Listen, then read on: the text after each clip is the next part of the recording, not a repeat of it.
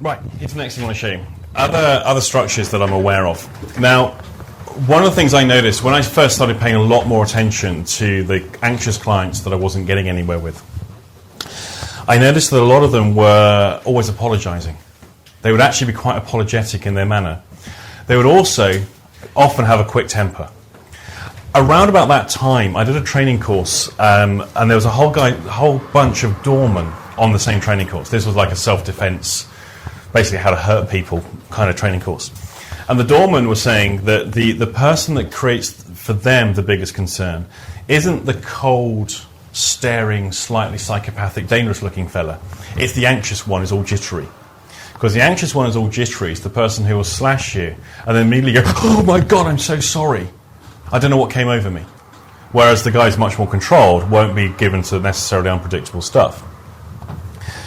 So the relationship between basically always apologizing and being quite unstable and dangerous kind of started to form in my head. And what I came up with is what I call the 3 pillars.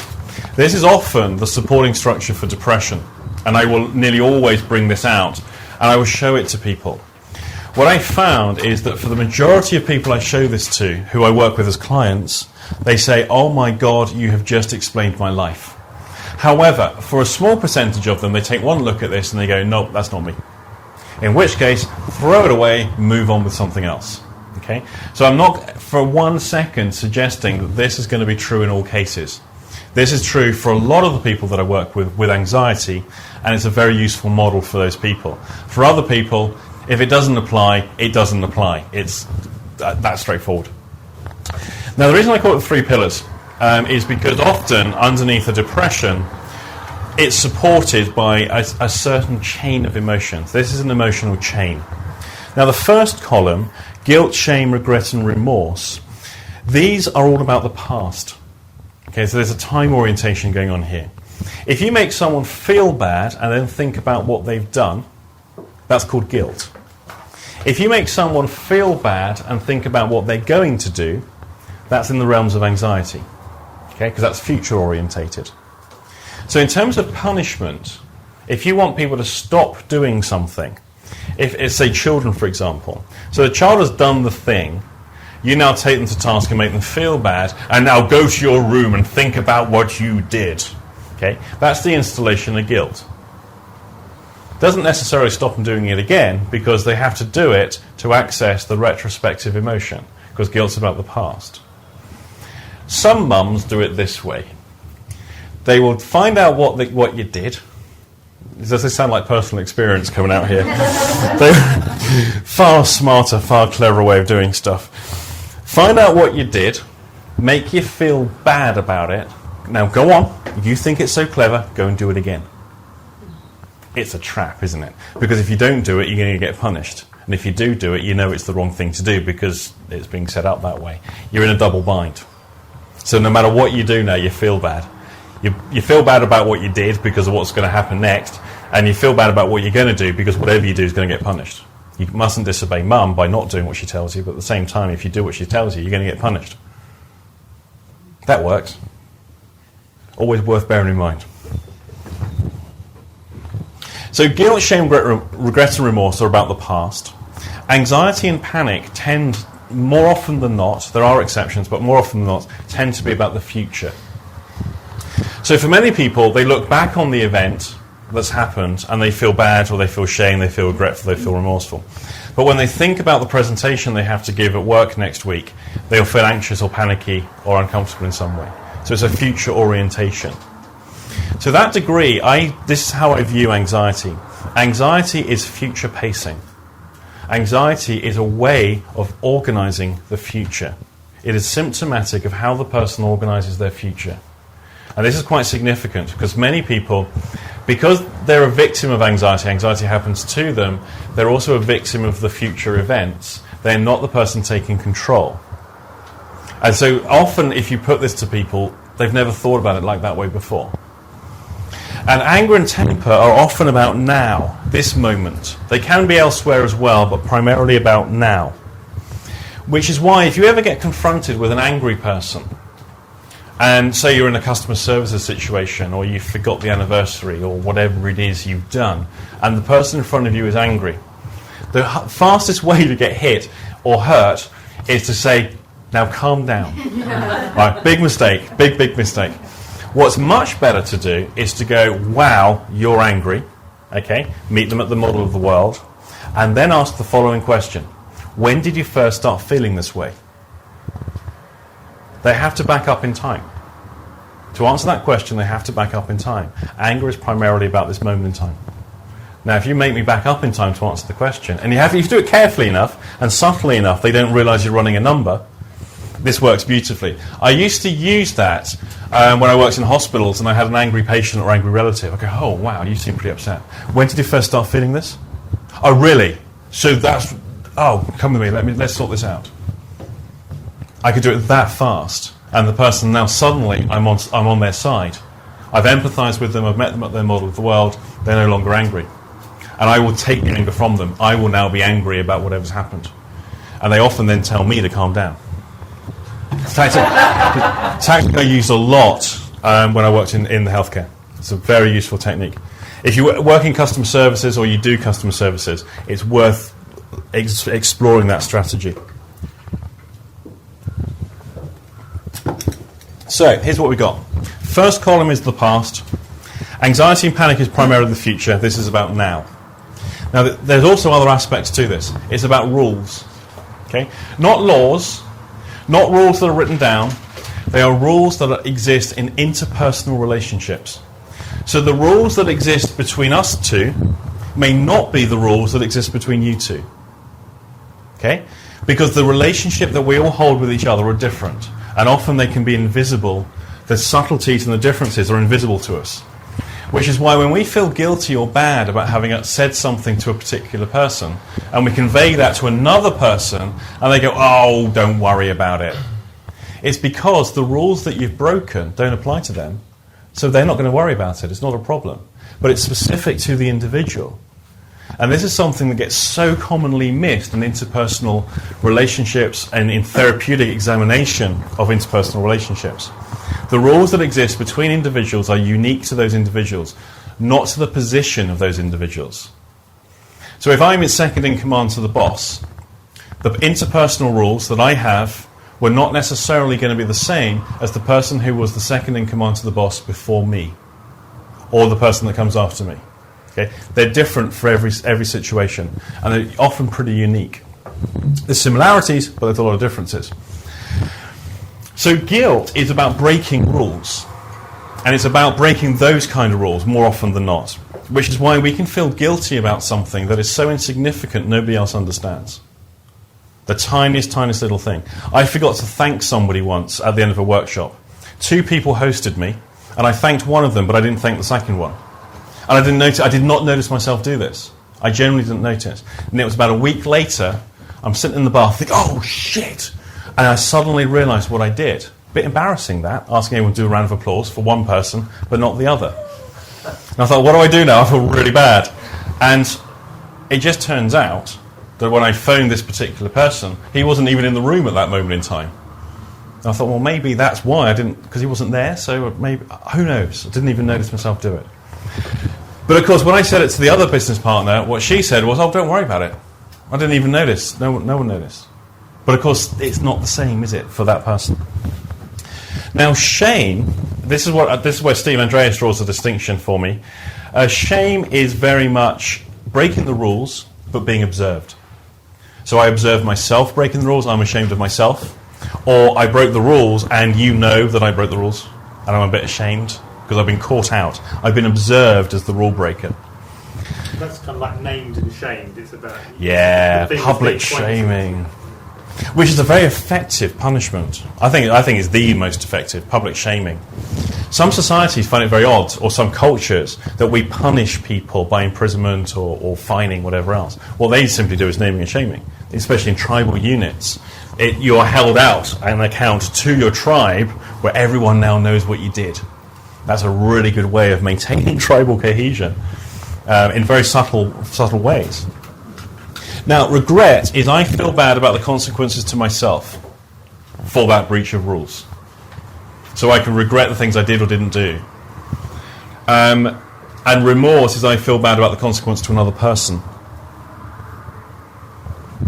To get released early from prison under license, you have to show adequate signs of remorse to the parole panel.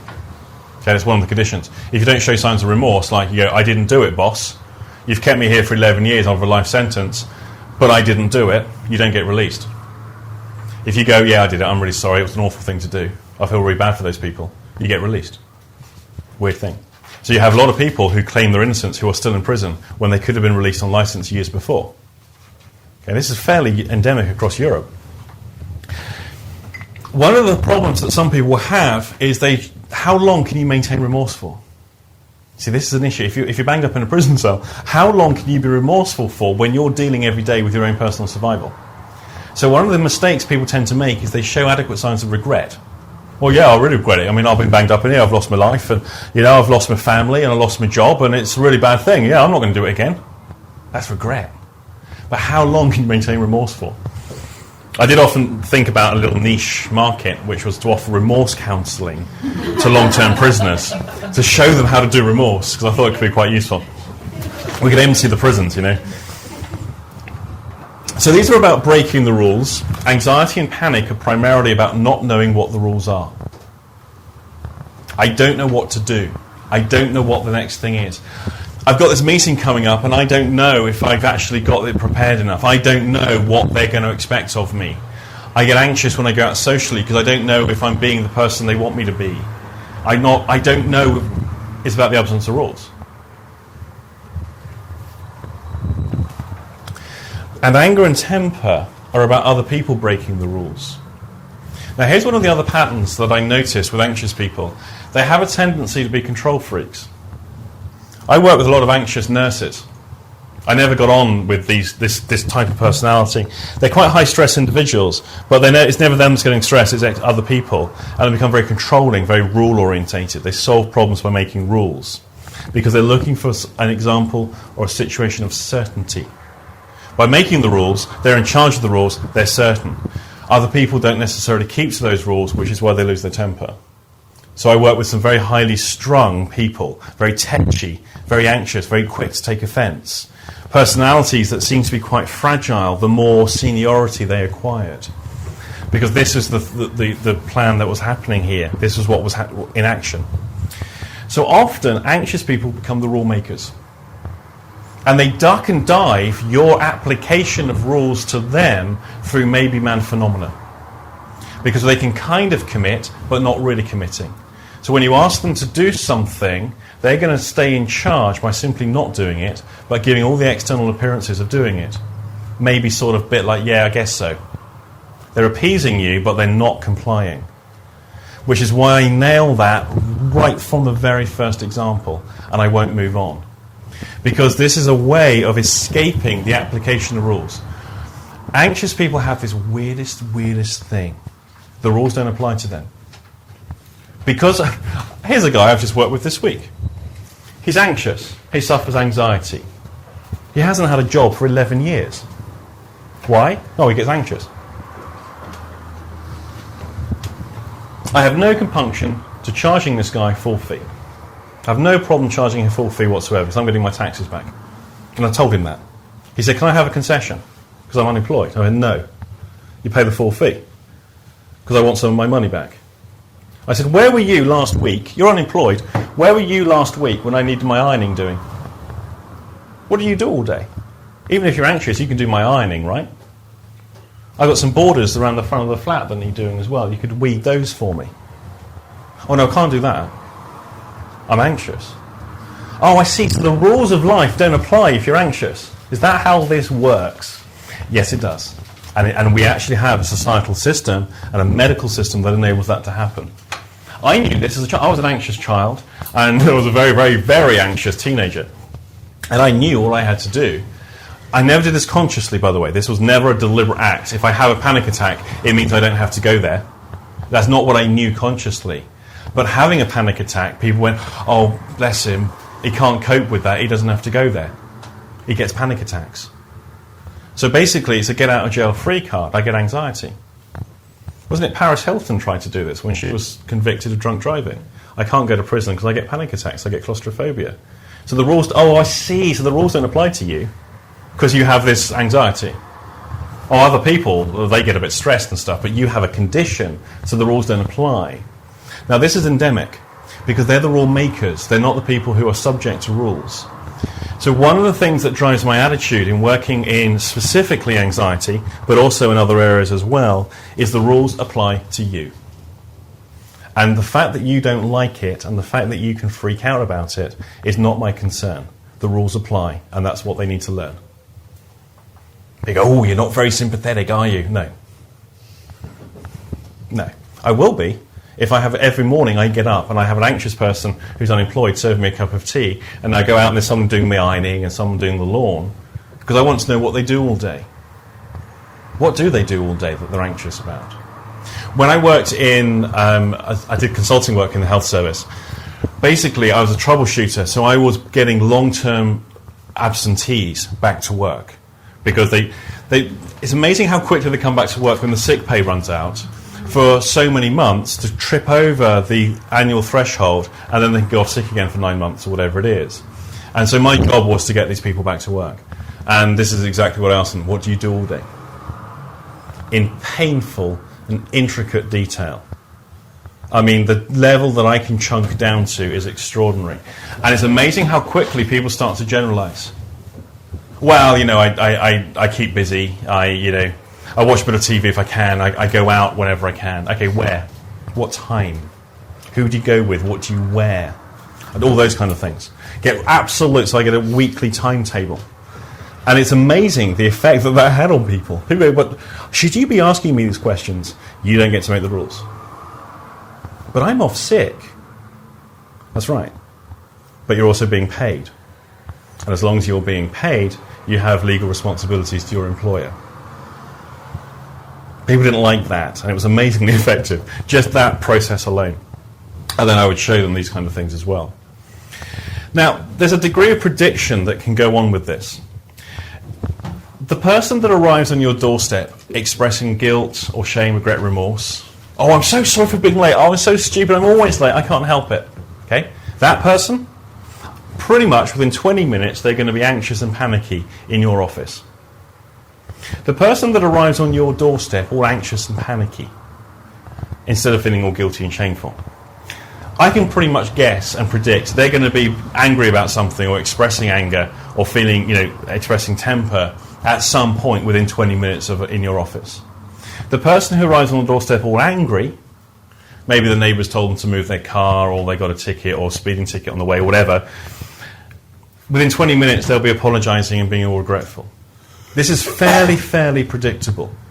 Now, if you have this going on, if you see this going on, I recommend explaining this to people as a pattern. I'm amazed how many people that I show this to say this is exactly how they live, and they can identify other people who have this pattern as well. Here's what I noticed. If you ignore the middle bit, so you ignore panic and anxiety, and treat whatever is going on here and treat whatever is going on here, you get a significant reduction in the anxiety and the panic. So if the person, if this is where they tend to lean towards one of these, treat that. There's a process called the guilt destroyer. You'll find it on the internet. If not, email me. I can send you a copy. The guilt destroyer, very quick process, very nice. Steve and Connie Ray Andreas have done a fantastic thing on resolving shame. I think it's in the heart of the mind. Somebody might be able to correct me on that.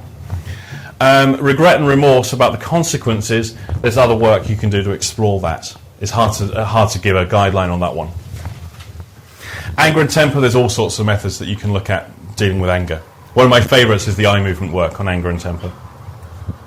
The way I differentiate these, anger is what the person does inside, temper is what they display.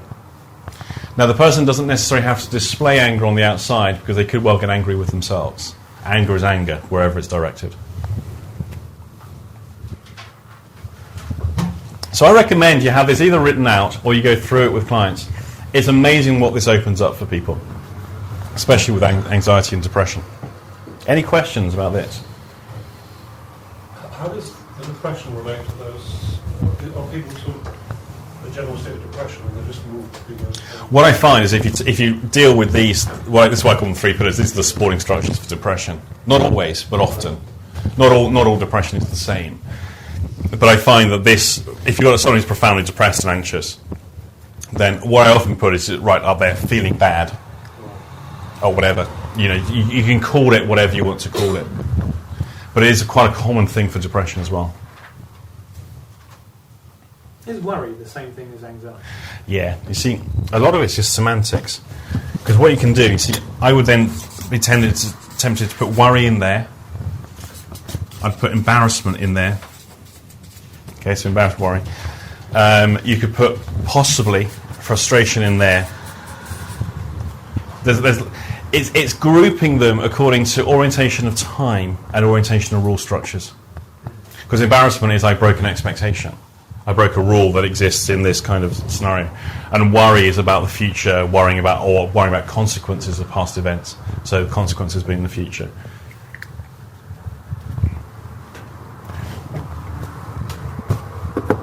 I would just say stress, though, and not be clear whether it's worry or frustration. What I would be tempted to do is if the person is stress is their thing, I'd put it up there. Right. Because that's such a normalisation. It's quite hard to know what they're talking about.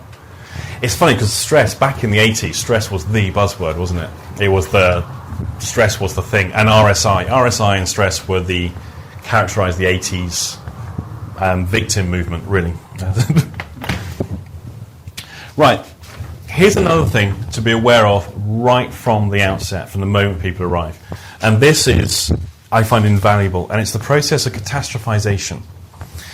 Basically, catastrophe. Making mountains out of little molehills. Now, those molehills may be seriously problematic. So it's not to say they don't have a problem and they're catastrophizing it. Because it could well be they have a problem and they're catastrophizing it. There are certain things I keep reading on the internet, and they're consistently written by NLPers, which is, the good news is the past is over, so you have nothing to worry about. That is one of those flippancies that I experience from NLPers that concerns me greatly. Because for many people, the past isn't over. The consequences of what has gone is still happening and will continue to happen regardless. So it's kind of like a naivety from a therapeutic position. And often the person will think, well, catastrophization, well, they don't really have a problem, they just imagine a problem. I had somebody say to me once, it's useful to understand there are no real problems in the world, only what we imagine them to be. The temptation to punch this guy just to see what the response would be was almost overwhelming. But he was a therapist, and that's how he viewed the world. There are no problems, only our interpretation of events. Which, I don't know, I thought was a bit of a naive position, if you ask me. Now, catastrophization works like this. I've seen catastrophe, many people have. One catastrophe involved a bus going off a ravine up in Nepal, up in the foothills. Wholesale fatal to every single person in the bus. There was no chance there's just no chance of anyone surviving.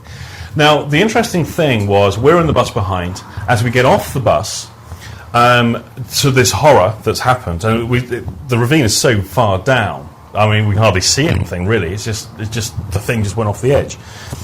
What was interesting was one of the ladies that was on the bus that I was on, with predominantly travellers and Westerners, is freaking out, as many people are freaking out. And what she said was, "Why does this always happen to me?"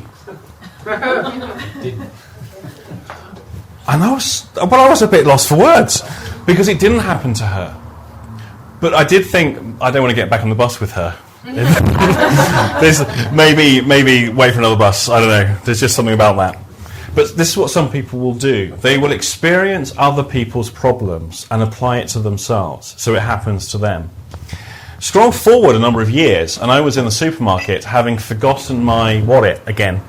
Something I'm quite adept at doing. I understand the routine. If you forget your wallet and you've got loads of shopping, you bag it up, you get the ticket from the till. The lady from customer services takes the stuff over. "Oh, hi Andy, good to see you again." Off you go. Nip home, get wallet, pay the thing, go home. It's not a biggie. Okay, I know, I do it often. Now, interesting on this particular day, as I said to the lady on the till, I said, "I'm so sorry, I've done it again. I've forgotten my wallet." She was like, rolls the eyes, hang on, presses the button to call the customer service lady. The person behind me flipped. What she did was she scooped all of her stuff off the conveyor belt. Oh, for God's sake, why does this always happen to me? Use the same words. And she scooped all of her stuff into the trolley, gets the trolley, flings it back up the aisle, and storms out the shop. And I was like, wow, that was quite impressive. Now, the thing is, nothing happened to her. Nothing happened to her. She just so happened to be in a queue behind the guy who always forgets his wallet, which wouldn't have delayed her, wouldn't have caused any consequence. But now, in her world, this is a catastrophe. This is huge. Because the way she measures this kinesthetically is she's had a high level of reaction. Now, people tend to measure events by their reaction to it. Okay, run that one by you again. People tend to measure the events by their reaction to it. So if I see something happen and I'm indifferent, I go, well, it's no big thing. But if I have a big reaction to it, then it's a bigger thing. So the measurement of the event is proportional to the reaction we have, which then, of course, feeds back into the way we describe and put a storyboard to the event itself. So, for example, I had an accident on my motorcycle once. I went round a corner. There was a bit of grit on the road. I wasn't going too fast enough to hurt myself. The wheels went from under me and I came off the bike. Bit embarrassing, got to say. I was only 17. Fortunately, being 17, there was no one there to see it, because it was really early morning. So, dusted myself off, put the brake pedal back the way it should be, got on the bike and carried on going. Not a biggie. But now, it could well be that for me, that bike was really expensive and it's my pride and joy. I've smashed my bike. I crashed my bike. Well, I didn't really, I just went around the corner and skidded it. But now it becomes a motorcycle accident, it becomes a crash. And now the telling of the story, of course, changes the words, which changes the quality of the pictures we apply to it. So over time, we can see an exaggeration of events. Because the way we feel about the event directs how we describe the event. The way we describe the event feeds back to the storyboard and our representation of the event. The work by Elizabeth Loftus on memory demonstrates this. The way you ask questions profoundly affects the way the person recalls the incident, if the incident even happened in the first place. Elizabeth Loftus, Loftus. Highly recommend looking at her work. Now, one of the things about catastrophization is the kind of language the anxious person uses. They'll say things like, my life is a complete disaster. Well, it's not really. They just may not be very happy with their life. You know, but often you see the person goes, my life's a complete disaster. They've got a steady job, they've got a house to live in, they've got money in the bank, they're married, they've got children, they've got pets, they have 3 holidays a year, they've got good clothes, they've got nice skin, they have all, they have all those things going for them. Their life's not a complete disaster. I've seen complete disasters. Most people have, in some capacity, even if it's just on the news. That is not a complete disaster. I will nail that from the moment those words are out of that person's mouth. Okay? Every time you get a hint of catastrophization, nail it there and then. Don't allow the person to continue. I go, whoa! What do you mean your life's a complete disaster? I've seen disasters. Have you ever seen an earthquake where you get thousands of people homeless, dead, destitute, rotting corpses because they can't do it? And you're saying your life's a complete... Well, it's not a complete disaster. Oh, so you're changing the story now. Okay, maybe man. Okay, we're on to the maybe man phenomena, not being very specific. So it's not a complete disaster then. What, it's just a bit of a disaster? What's this, like a corner of the earthquake, just on that little bit of the edge? What are we talking here? And what I will do is I will explain to the person the process of catastrophization, the mountains out of molehills. Because the way that they're interpreting events is not helpful. Because they don't have what I call a reality strategy that works for them. Here's an example. The guy in the pub, the bloke in the pub. You go, right, guy in the pub, what would you do with criminals then? Oh, I'd have them fucking experimented on, I would. I mean, I wouldn't have like rabbits and mice. I'd have prisoners, murderers and child people. Yeah, I'll get those people, I'd have them experimented on. That's what I'd do. And the real bad ones, I'd have them hung. Yeah, burn them. That would be too good for them hanging. Now what you've got is a person who is not actually grounded in reality. Because what he's saying here is never going to happen. We've got to be realistic. It may be what he wants, It may be reflecting his desire, but in practical application, that's never going to happen. We've just got to be realistic. He's divorced so far from reality, but he doesn't realize, because he's caught up on the emotional current of his story. So I will use a number of examples like that with a client who does catastrophization or who demonstrates catastrophization, and then get them to start to adjust their story. And every single time they move towards catastrophization, I go, whoa, stop right there. And I'll interrupt that, and I go, because I detect a degree of catastrophization going on here. What do you mean everyone hates you? Everyone hates you. I don't think you're that important, to be honest. I mean, you're a nice guy and all that, but possibly everyone hating you is a little bit of an exaggeration to what's really happening. And I will constantly be feeding that back with every exaggeration. What I've found is that the majority of therapists that I've watched working are too sensitive and too worried about offending the client to actually challenge what the client is doing. You work with what's happening right in front of you. So the challenging of catastrophization is invaluable, because suddenly it's no longer so big and scary, the world. It starts shrinking down, so it's more manageable for them to be able to do that. Does that make sense? Any questions about that? Is there a better word than catastrophization? I wish. You could go for mountains out of molehills. But here's the most important part. Always remember that the bit they're catastrophizing, or the molehill itself, is probably a real problem. I said I've seen too much of the personal development and the success industry type workers who make out there are no real problems, that you've just got to change people's perception of it. The reality is things are hugely problematic. So, for example, the person may have a facial deformity or facial disfigurement they've acquired, and they're anxious to go out the house because they're worried about what people think about them. And they may well go, well, everyone's going to stare at me. That's possibly true, but I suspect not everyone will.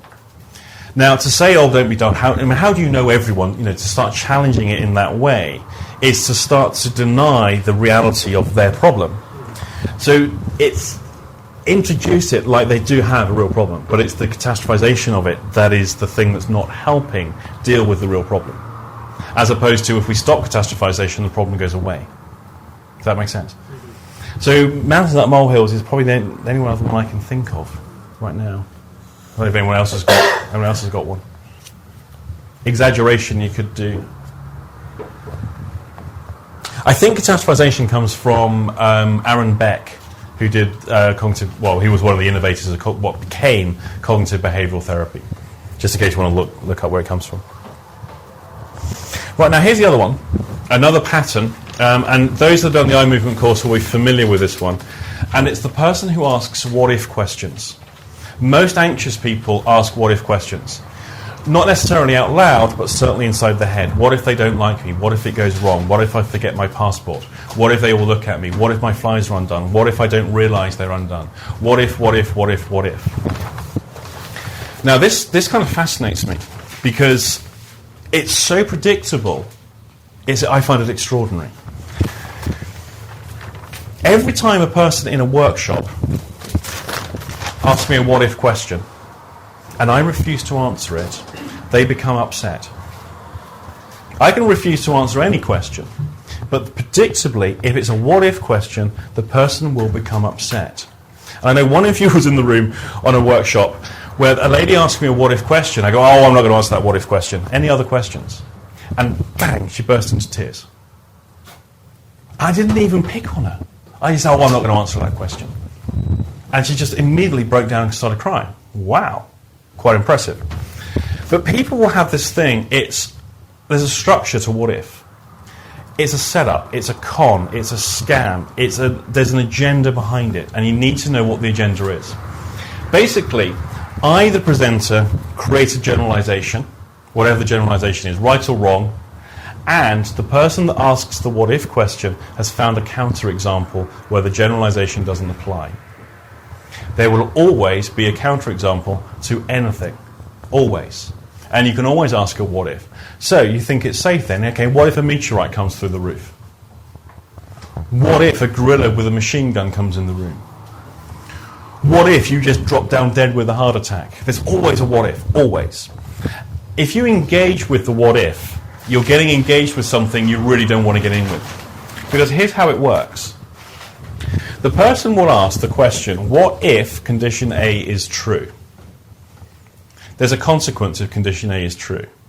They're asking you what that consequence is, but they've already got it. But they haven't told you.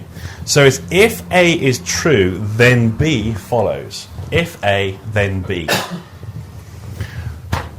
What if I have a panic attack? Then I won't be able to go to work.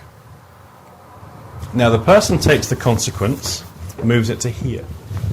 Yeah, but what if I can't go to work? Well, then I'm going to get in trouble. And what if I get in trouble? Well, then I'm going to have a panic attack. Okay? It's reinforcing. A means B, means C, blah, blah, blah. I've never seen anyone go more than 5 levels before one of 2 things happens. The last one ends up being this one. Okay? So it's a circular chain. Or they exit this loop, which is always death. Okay? The only exit from a what-if loop I have ever seen is death. What if I have a panic attack? Well, then I won't be very well. What if I'm not very well? Well, I start getting chest pains. What if I get chest pains? I might die.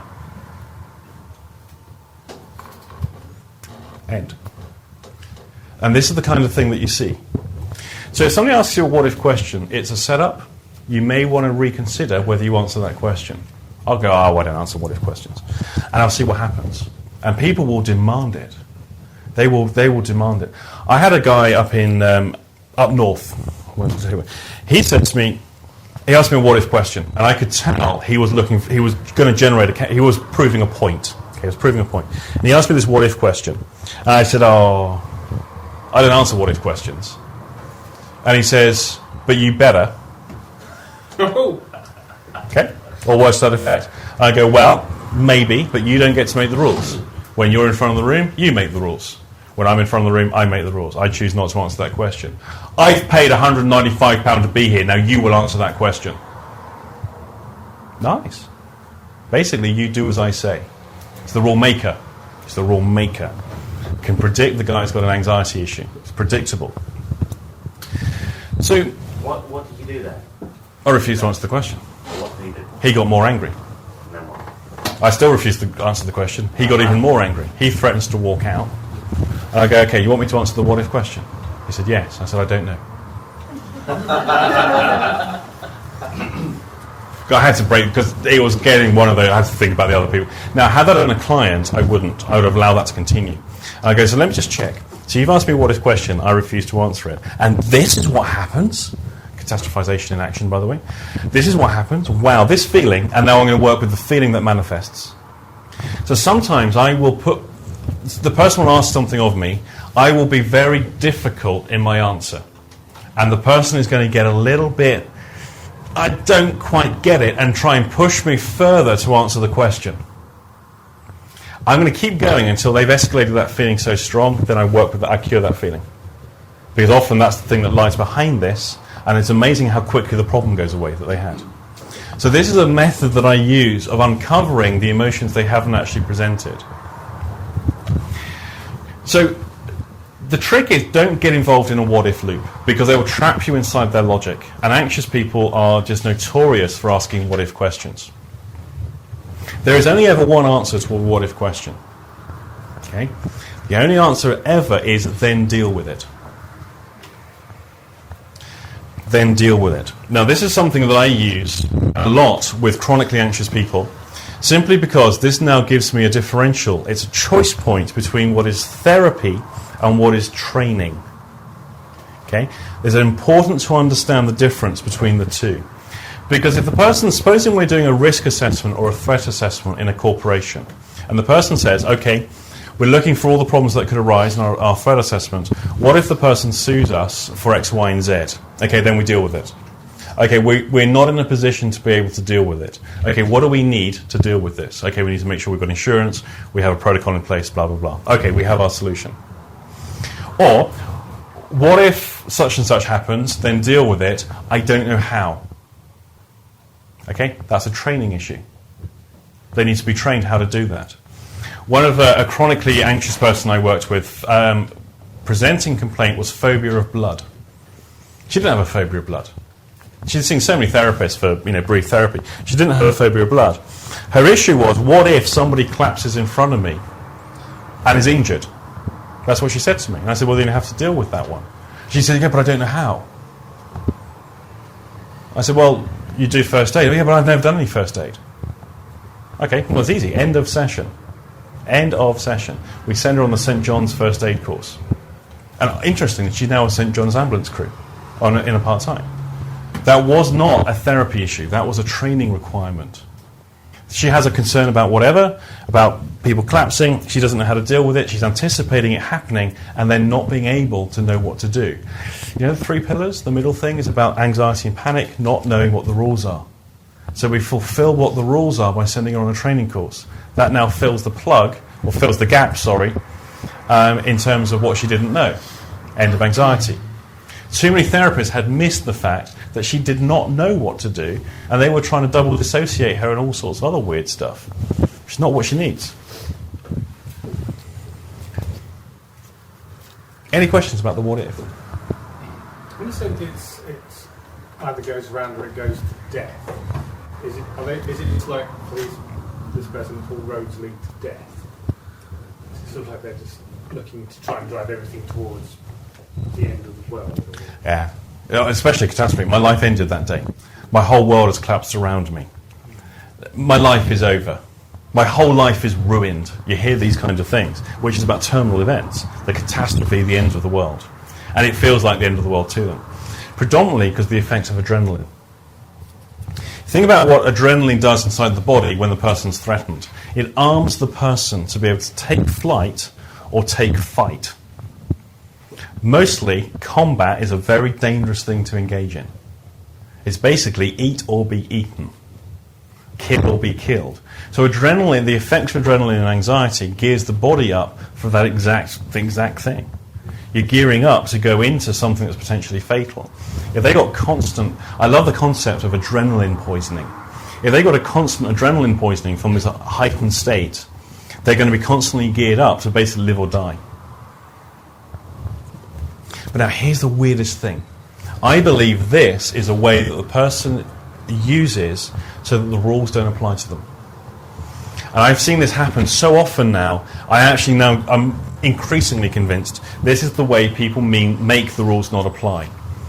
One chap I worked with did various work with him, and then he said to me, yes, but his fear was going on the underground in London. He said, what if I have a panic attack on the tube? What if I have a panic attack on the tube? And I said, well, then you have to deal with it. Okay? No, I don't. I shouldn't have to. And they got really animated and really angry. So I said, hang on, so if you're on the tube and having a panic attack, you're saying you shouldn't have to deal with that. That's right, I shouldn't have to deal with that. Why should I? I mean, that's what you're for. That's why I've come to you. I've come all this way. I'm giving you lots of money. You're supposed to sort this out. Well, hang on, those things don't fit together. I'm not sorting out if he has a panic attack on the tube unless I'm going with him holding his hand, ready with, some diazepam to inject him. That's really odd. But what he's doing is saying, I don't have to deal with that. The rules don't apply to me. The reality is, if he's on the tube and has a panic attack, he has to deal with that. He has to know what to do. He has to deal with that. We would all do. Any one of us that happens to, we have to deal with it. But you know what? Some people don't. You know the A27 that connects from Emsworth to here is a real bitch of a place to break down because you've only got that little bit by the side of the road and cars will vroom, vroom, pass really fast. One night a few years back, I was coming along that road and a car had broken down and there's huge gaps between anywhere and I thought I'll pull over and just see. Anyway, this lady is stood on the inside of the car away from the road, just standing there crying. And I said, what are you doing? She said, I've broken down. I said, yeah, but what are you doing about it? Because I need to know if I'm going to help or not. So what are you doing about it? No, nothing. And I thought, blimey. So her response to breaking down is to not deal with it. And she's literally standing there crying. Now, I was so tempted to go, okay, just thought I'd check, and get back around. So tempted. But it's a dangerous road. There's a real threat there. She didn't have a phone. So it was that kind of, but really odd behaviour. Some people, this is their backup plan to deal with something. Just stand there and cry until someone comes and rescues you. Is this also the same kind of scenario of the person that actually says, well, okay, I won't play then? Yeah. If they can't make the rules, some people won't play. Yeah. They're either I'm in charge or I'm not there at all. And this is binge eating, isn't it?